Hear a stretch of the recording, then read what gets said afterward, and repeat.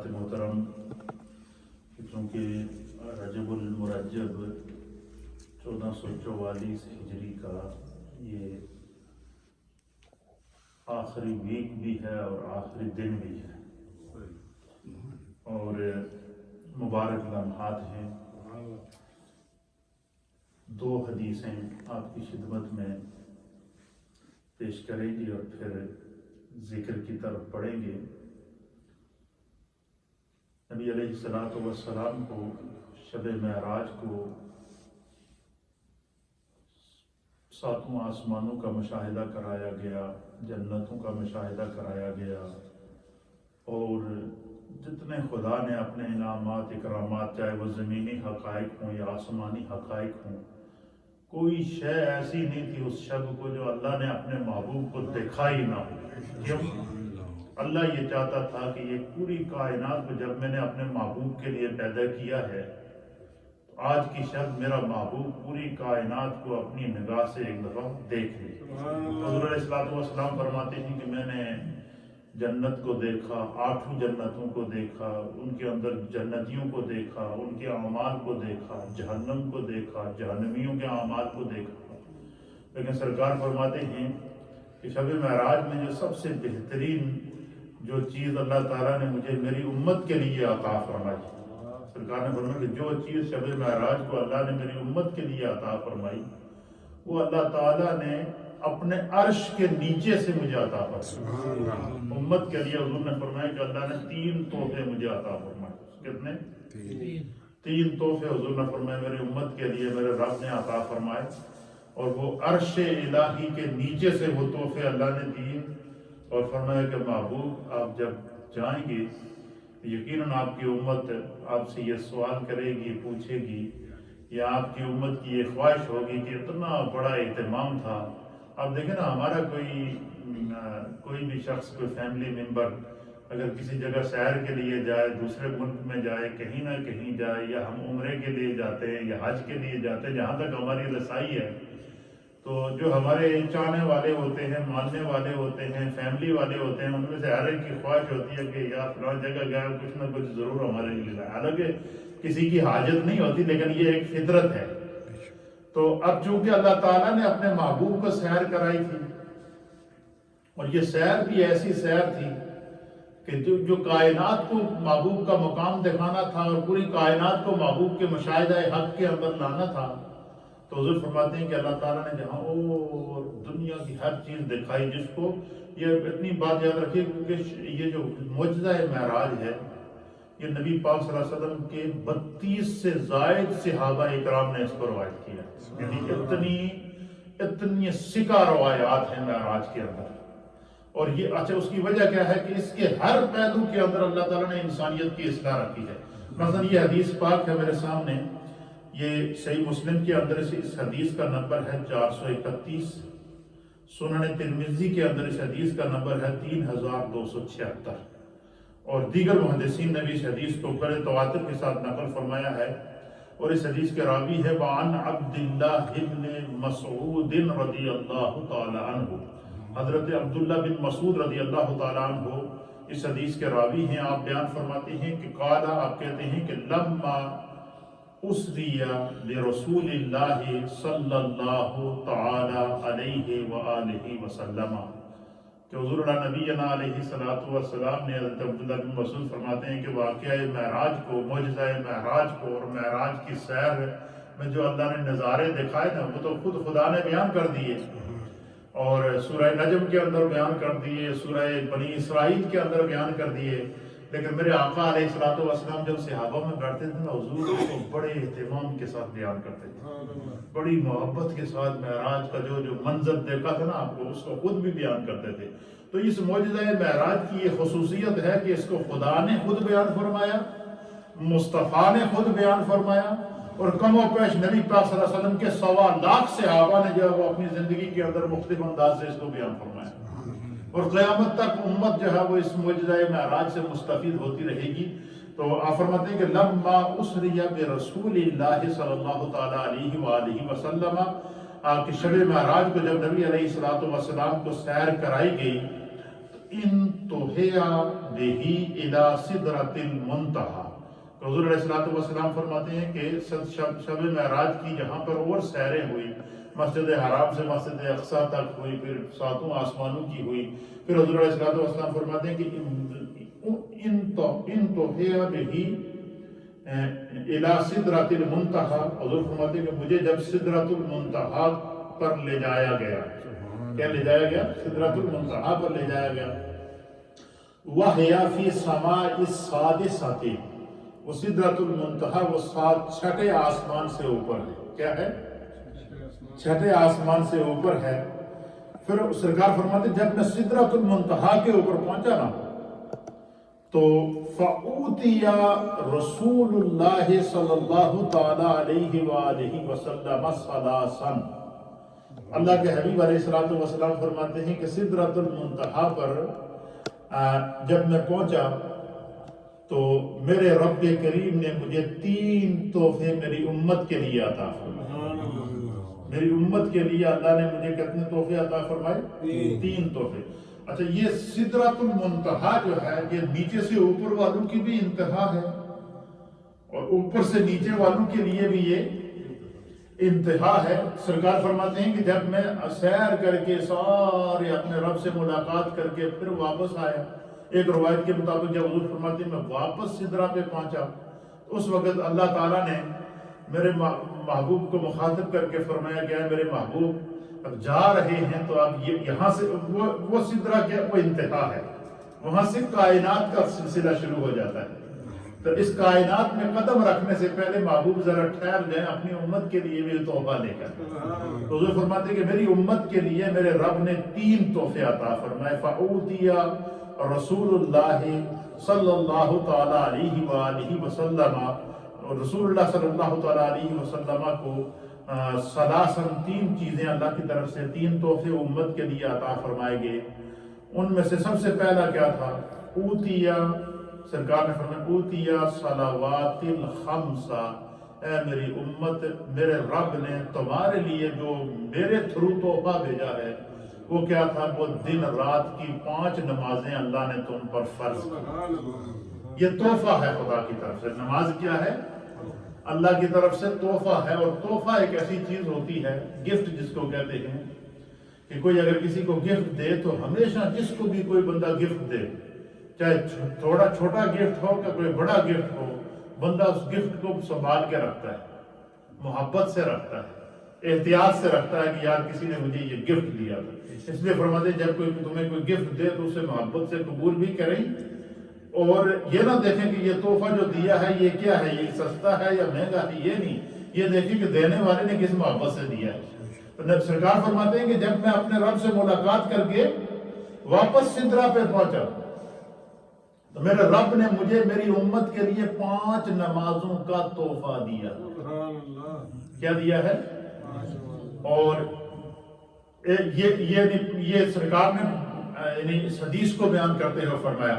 اور دوسری روایت کے مطابق سرکار دو عالم صلی اللہ علیہ وسلم نے پوری تفصیل کے ساتھ اس کو بیان کر دیا کہ 50 نمازیں تھیں اور چھٹے آسمان پر موسیٰ علیہ السلام موجود تھے اور موسیٰ علیہ السلام بار بار مجھ سے فرما رہے تھے کہ یا رسول اللہ آپ واپس جائیں اور جو ہے وہ کم کرائیں، آپ کی امت اتنی نمازوں کا بوجھ برداشت نہیں کر سکے گی.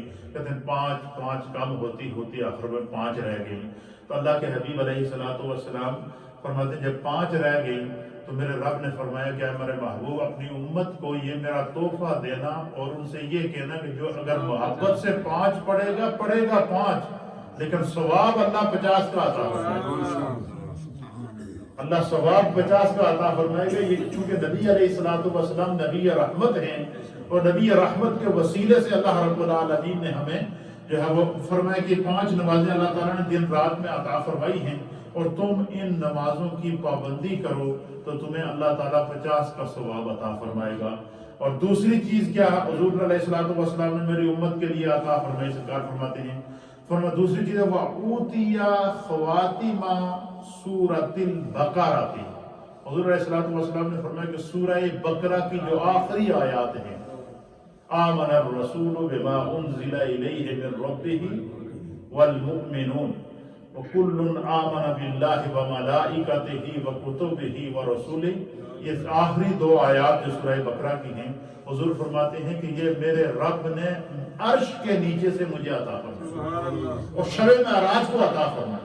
دیکھیں پورا قرآن جو نبی علیہ السلام پر اترا تو وہ جبریل علیہ السلام اللہ کی طرف سے لے کر آئے اور سینہ مصطفیٰ پر اترا۔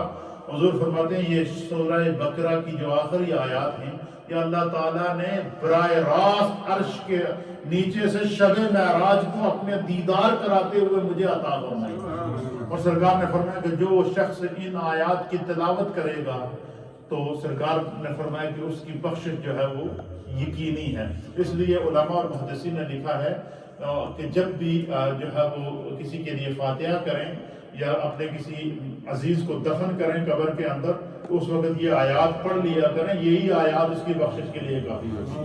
تو یہ آیات ہمیں زندگی کے اندر بھی ان کو تلاوت کرنا چاہیے۔ آپ نے دیکھا ہوگا کہ ایک روایت کے اندر حضور نے فرمایا کہ قرآن پاک کی سب سے عظیم آیات ہیں یہ اللہ تعالیٰ نے اپنے عرش کے نیچے سے مجھے عطا فرمائی ہیں، تو کوشش کیا کریں کہ ان آیات کو زبانی دو آیات ہیں بڑی، دو آیتیں ہیں، اور اکثر میں نماز میں بھی ان کو اسی محبت سے اور اسی نیت سے تلاوت کرتا ہوں کہ شاید یہ ہماری بخشش کا ذریعہ بن جائے۔ تو حضور نے فرمایا کہ سورہ بقرہ کی جو آخری آیات ہیں یہ جو ہے اللہ تعالیٰ نے مجھے میری امت کے لیے تحفہ دیا۔ کیا مطلب کہ امت 5 نمازیں بھی ادا کرے، اور ایک مقام پر فرمایا کہ اللہ تعالیٰ نے قرآن کے اندر کہ فَقْرَأُوا مَا تَيَسَّرَ مِنَ الْقُرْآنِ، جس کو جتنا قرآن آتا ہے چاہے ایک آیت ہی آتی ہو اس کو آسانی سے پڑھ لیا کرو۔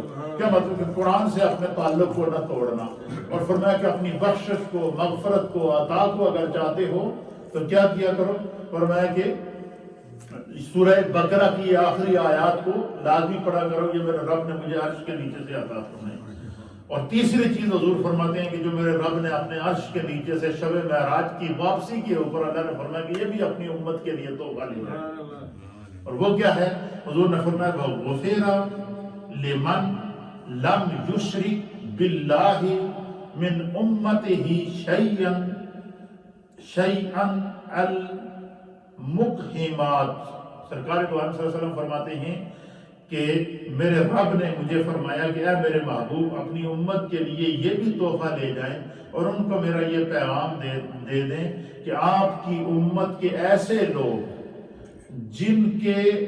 جنہوں نے شرک نہیں کیا اپنی زندگی کے اندر، ایسے لوگ جنہوں نے اپنی زندگی کے اندر شرک نے خدا کے ساتھ کسی کو شریک نہ ٹھہرایا، نہ کسی بت کی پوجا کی، نہ کسی درخت کی پوجا کی، نہ چاند اور سورج کی پوجا کی، صرف اپنے رب کو وحدہ لا شریک مانا اپنی زندگی کے اندر۔ یعنی یہ ہر وہ شخص کہ جس کا ایمان ہر طرح کے شرک سے پاک ہے، فرمایا کہ جو آپ کی امت کے وہ لوگ جنہوں نے شرک نہیں کیا ان کو یہ پیغام دے دیجیے شب معراج کو تحفہ کہ آپ کے رب نے فرمایا کہ تمہاری بخشش تمہیں جہنم سے آزاد کر دیا گیا۔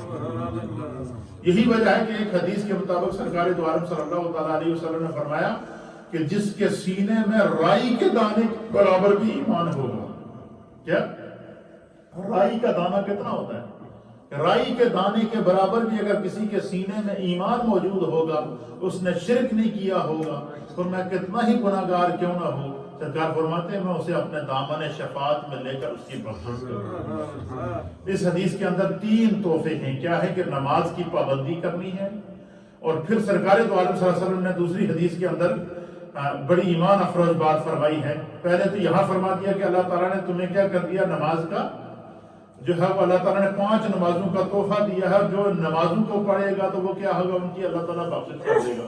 پھر سرکار دو عالم صلی اللہ علیہ وسلم نے مزید تاکید فرمائی ہے کہ کیونکہ شب معراج کا تحفہ نماز کا تحفہ ہے، اور پھر اللہ کے حبیب علیہ السلام نے فرمایا وان عبیدہ بن صامت رضی اللہ تعالیٰ عنہ۔ اس حدیث کے بعد ہم انشاءاللہ ذکر کی طرف بڑھتے ہیں۔ حضرت عبیدہ بن صامت رضی اللہ تعالیٰ عنہ بیان فرماتے ہیں قال، آپ فرماتے ہیں کہ اشہد انی، میں اس بات کی گواہی دیتا ہوں۔ حضرت عبیدہ بن صامت کہتے ہیں کہ یہ جو حدیث میں آپ کے سامنے بیان کر رہا ہوں، نہ صرف کہ اس حدیث کو روایت کر رہا ہوں بلکہ میں اس کی گواہی بھی دیتا ہوں۔ کیا فرماتے ہیں؟ کہ گواہی بھی دیتا ہوں. کیا مطلب کہ یہ حدیث میں نے براہ راست سرکار سے اپنے کانوں سے سنی ہے. حضور نے براہ راست مخاطب کر کے یہ حدیث مجھے سنائی ہے اور میں اس پر نبی پاک کی امت کے لیے گواہ کے طور پر پیش ہوں کہ تمہیں اگر اس حدیث کا یہ فائدہ نہ پہنچا تو قیامت کے دن مجھے پکڑ لینا. یہ کون کہہ رہا ہے؟ حضرت عبیدہ بن صامت رضی اللہ تعالیٰ عنہ. وہ کیا ہے؟ نبی علیہ السلام کہتے سمیت رسول اللہ صلی اللہ تعالیٰ علیہ وآلہ وسلم، میں نے رسول اللہ صلی اللہ تعالیٰ علیہ وسلم کو فرماتے ہوئے سنا.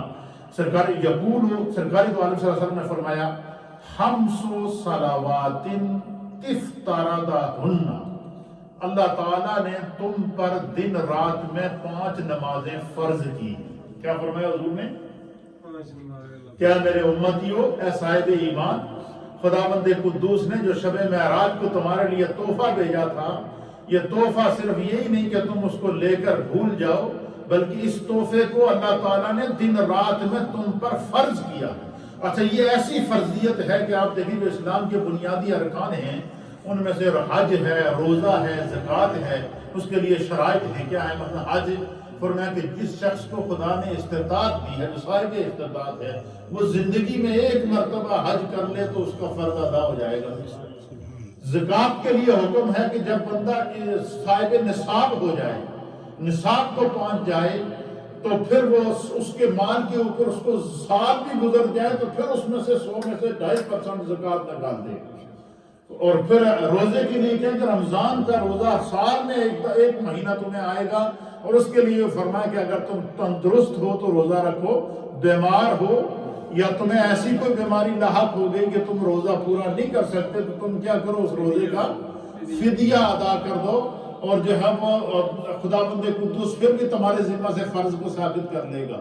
لیکن نماز ایک ایسا فرض ہے، یہ شب معراج کا وہ تحفہ ہے، اس کے لیے نہ امیر کی قید ہے، اس کے لیے نہ غریب کی قید ہے، اس کے لیے نہ بادشاہ کی قید ہے، اس کے لیے نہ غلام کی قید ہے، بلکہ کسی صاحب دل نے کیا فرمایا تھا کہ ایک ہی صف میں کھڑے ہو گئے محمود و ایاز، نہ کوئی بندہ رہا نہ بندہ رہا. یعنی نماز کے اندر آ کر نا جب کندھے سے کندھا ملا کر کھڑے ہو جاتے ہیں تو وہاں بڑائی ختم ہو جاتی ہے، وہاں خاندانی اور قبیلائی وجاہتیں ختم ہو جاتی ہے، وہاں پر پھر ایک ہی ہوتا ہے کہ بندہ بس اپنے رب کی طرف متوجہ ہو جائے. تو سرکار دو عالم صلی اللہ تعالیٰ علیہ وآلہ وسلم نے فرمایا کہ 5 صلوات تفترضہن اللہ عز وجل، اللہ تعالیٰ نے تم پر دن رات میں 5 نمازیں فرض کر دی ہیں. کیا کر دی ہے؟ فرض کر دیں. پھر اللہ حضور علیہ السلام نے ان نماز کی ادائیگی کا طریقہ بھی اسی حدیث کے اندر بتا دیا کہ جب بھی نماز کی تیاری کرو تو ہر بندہ مومن کو نماز کی تیاری کے لیے اس نیت کے ساتھ، اس ارادے کے ساتھ اپنے آپ کو جب تیار کرو گے تو پھر نماز کا ایک ایک لمحہ ہمارے لیے بخشش اور عروج کا سبب بنے گا. حضور علیہ السلام نے فرمایا من احسن وضوءکم، سرکار نے فرمایا کہ نماز جو اللہ نے جو 5 وقت کی نمازیں تم پر فرض کی ہیں ان میں سے سب سے پہلی شرط کیا ہے کہ تم سب نماز سے پہلے بہترین وضو کرو. کیا کرو؟ پتہ چلا بے وضو نماز نہیں ہوتی. تو اسی لیے طہارت کو نماز کی جو پری کنڈیشن آف صلات ہے 6 ان میں سے سب سے پہلی کنڈیشن یہ طہارہ، صفائی، پاکیزگی. اور اس طہارہ کی کنڈیشن کیا رکھی ہے؟ فرمایا کہ تمہارے کپڑے پاک ہوں، تمہارا جسم پاک ہو، اور جس جگہ تم نماز ادا کرو وہ جگہ پاک ہو. جسم کے پاک ہونے کے لیے وضو، کپڑوں کے پاک ہونے کے لیے کپڑے کے ساتھ کسی قسم کا کوئی خون کا یا کسی بھی قسم کا پیشاب کا یا کوئی ایسا داغ دھبا نہ ہو جو ناپاک کرنے والی چیز ہو، اس سے بھی اپنے آپ کو اپنے لباس کو بچانا ہے. اس لیے فرمایا کہ ایک روایت کے مطابق کہ فرمایا کہ جب تم نماز کی تیاری کرو تو حضور نے فرمایا کہ اس طرح زیب و زینت کرو کہ اپنا لباس بھی دیکھ لو، اپنے آپ کی تیاری کر لو، اپنے اوپر غور کر لو. جس طرح ہم کسی اپنی خاندانی تقریب میں جاتے ہیں تو 5 دفعہ ہم شیشے کے سامنے کھڑے ہوتے ہیں یا نہیں ہوتے؟ 5 دفعہ لباس چیک کرتے ہیں کہ کہیں استری تو نہیں ٹوٹی ہوئی ہے. کتنا ہم تیاری کرتے ہیں، پھر یہ بھی دیکھتے ہیں کہ دیکھو یار فلانے نے ایسا لباس پہنا ہوگا، فلانے نے، خواتین تو تیاریاں کرتی ہیں کہ فلانے نے اپنے زیورات پہنے ہوں گے اور یہ ہوں گے، تو اور کیا کرتے ہیں اہتمام کر کے ہم شادیوں کے اندر جاتے ہیں. اللہ فرماتا ہے کہ جب تم نماز کے لیے جاؤ تو سب سے پہلے اپنے زینت بناؤ، لباس کو تیار کرو، پاکیزگی کا خیال رکھو، پاک ہو کر، طاہر ہو کر، صاف ہو کر اللہ کی بارگاہ میں جاؤ۔ کیوں کہ یہ وہ عمل ہے کہ جو براہ راست بندہ دنیا سے کٹ جاتا ہے، پھر خدا سے وہ رابطہ ہو جاتا ہے۔ اللہ سے بندے کا دن میں 5 نمازوں کے اندر براہ راست ڈائریکٹ رابطہ ہوتا ہے۔ اس میں کسی کو کہنے کی ضرورت نہیں ہے میرے لیے دعا کرو، اس میں کسی کو کہنے کی ضرورت نہیں ہے کہ مجھ پر توجہ کرو، بس یہ ہے کہ دیکھو آپ ہمارے دل کی کیفیت کیا ہے۔ آپ کا دل اگر حاضر ہے، دنیا سے کٹ کر اپنے رب کی بارگاہ میں نماز کے لیے کھڑا ہو گیا، تو فرمایا کہ کھڑا ہے تو پھر بھی بخشش، رکوع میں ہے تو پھر بھی بخشش، اور سجدے میں جب چلا جائے تو حضور فرماتے ہیں کہ دیکھیں سجدے میں جب تسبیح میں بندہ جاتا ہے، پیشانی جسم کا ہر عضو جب سجدے کے اندر ہوتا ہے، تو جب ہم تسبیح پڑھتے ہیں تو ہر بندہ دل کے اندر تسبیح پڑھتا ہے نا۔ امام بھی اپنی تسبیح میں مست، حالانکہ حکم یہ ہے کہ امام کی قرات مقتدی کی قرات ہے، امام جب قرات کرے تو پیچھے مقتدی قرات ہے نہ کرے۔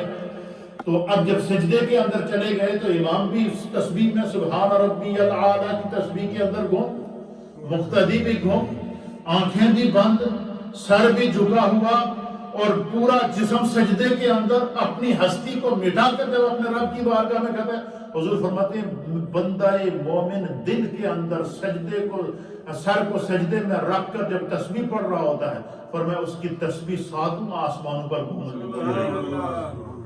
فرمایا کہ جب پہلے آسمان پر سبحان ربی الاعلیٰ کی تسبیح گھومتی ہے، حضور فرماتے ہیں پہلے آسمان پر موجود جتنے فرشتے ہیں نا وہ اس کے ساتھ وہ تسبیح دہراتے ہیں، دوسرے آسمان کے فرشتے اس کے ساتھ اس تسبیح کو دہراتے ہیں، تیسرے آسمان کے فرشتے اس کے ساتھ اس تسبیح کو دہراتے ہیں، چوتھے آسمان کے فرشتے، 5ویں، 6ٹھے اور 7ویں آسمان کے فرشتے۔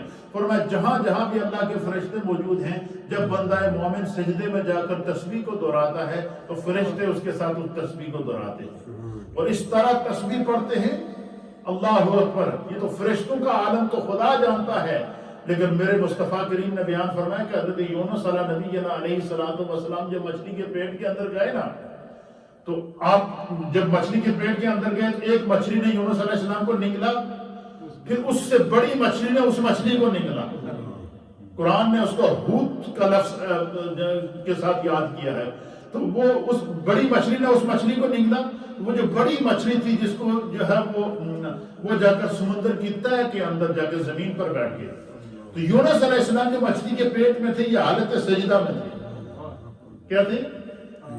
یہ مچھلی کے پیٹ کے اندر بھی حالت سجدہ میں تھے۔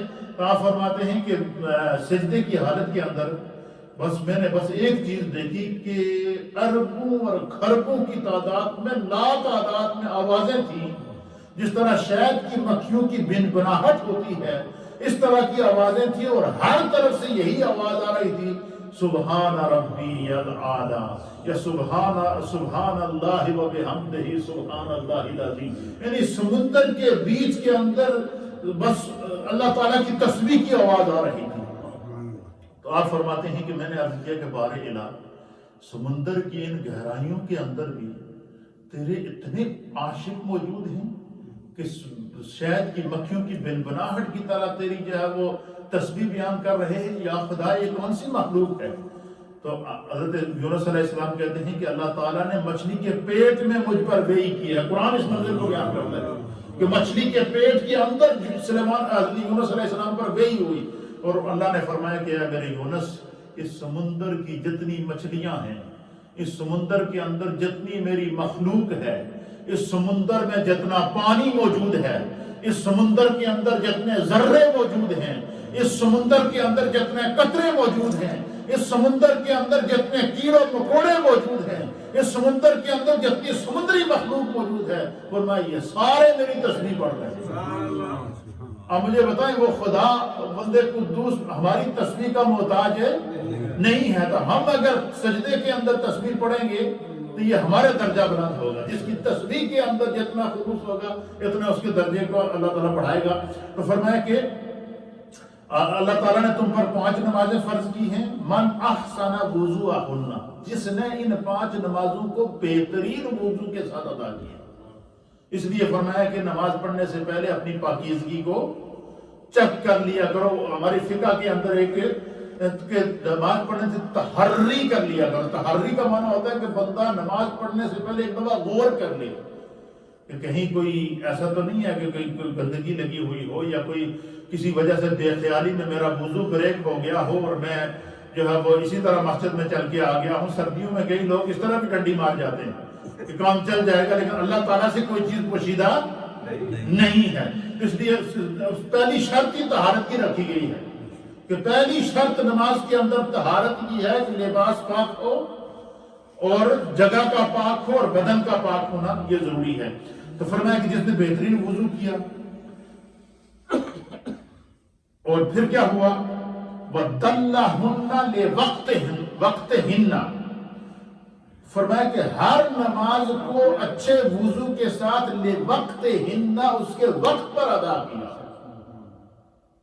کیوں؟ قرآن کریم فرقان مجید میں اللہ نے فرمایا کہ ان الصلاۃ کانت علی المؤمنین کتابا موقوتا, کہ اللہ تعالیٰ نے ہر نماز کو اس کے وقت مقررہ پر فرض کیا ہے. اس لیے کئی لوگوں کی عادت ہوتی ہے کہ وہ نماز کو لیٹ کرتے رہتے ہیں کرتے رہتے ہیں پتہ چلا کہ ٹائم ہی نکل گیا نماز کو.